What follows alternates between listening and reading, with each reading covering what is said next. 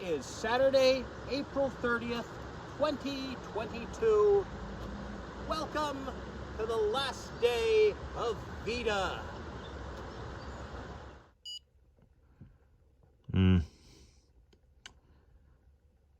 I feel like I should say something profound since this is the last one of the week of the month.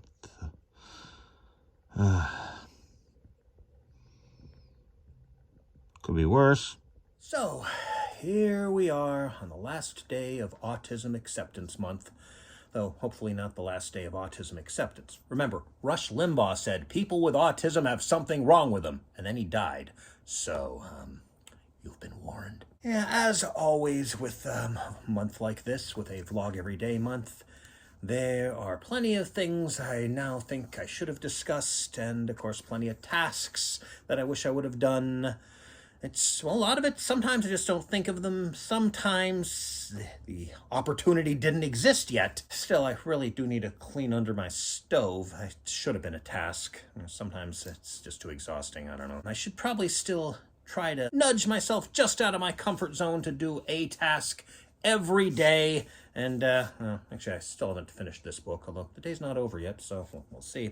One thing I wanted to do but didn't, not really a task, but in preparation, was look at my previous Autism Acceptance Month videos and keep track of which subjects I've already covered so that I don't repeat myself, or so that at least if I do, then I'm adding something to them. And hey, speaking of which, let's talk about some stuff I've already talked about, but add to it a little bit. Of course, this movie, again, not going to mention it by name, but did want to add a little, not about the movie itself, but a couple of things that Ms. Furler said in interviews. Actually, I think they were both the same interview with Variety, and I've kept some notes here. I kind of fell down a rabbit hole of watching and listening, or just listening, to more reviews of the film, and I think I've gotten sick of it because I've gotten to the point where instead of people who actually did any research, they just heard it second or third or 45th hand. The interviewer said, here's this person who can't speak,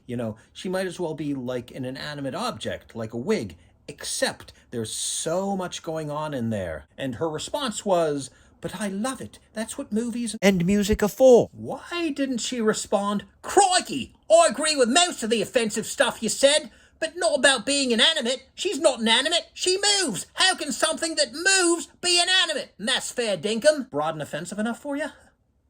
How about now? And later on she said, and I'll make this more of just a kind of standard, non-regional, British-esque accent. I wanted to make it like the old movies, that like Forrest Gump and Rain Man, and, I short describe this movie as Rain Man the Musical. She's only 5 years and change younger than I am. She was 13 when Rain Man came out in Australia. I mean, in the US, it came out 2 days before her 13th birthday, and she was 18 when Forrest Gump came out. If a movie comes out during your lifetime, especially if you're old enough to remember it, it's not old. At least not to you. You're not allowed to call it old. That's the rules. Maybe she was lying about her age in a subtle manner. I don't know. The other thing I wanted to talk about, again, with additional material added, was when I was 7 and I was very likely restrained while having a meltdown. Background, again, before this happened, so I couldn't have been older than 7. I might have been younger. This nurse said, this won't hurt a bit. And then she stabbed me in the butt with a hypodermic, and, I don't clearly remember this happening, but my mother assures me it did. And I grabbed the needle and stabbed her with it.